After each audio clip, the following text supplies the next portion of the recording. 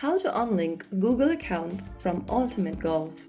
If you're playing Ultimate Golf and want to unlink your Google account, then first of all launch open your Ultimate Golf application on your device. Once you're inside the home page, go ahead and click on the menu button at the top right corner and click on Settings. Inside the Settings menu, tap on Manage, and on the next page, click on Unsecure from Google. Click on Yes in the pop-up and you have unlinked Google account connected to your Ultimate Golf account. Before unlinking it, make sure that you have set up any other different login method first, such as phone number or recovery code.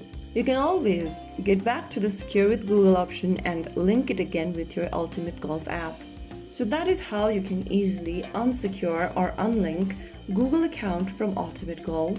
If you found the video helpful, don't forget to like, share and subscribe to our channel. I will be back again in the next video. Thank you for watching.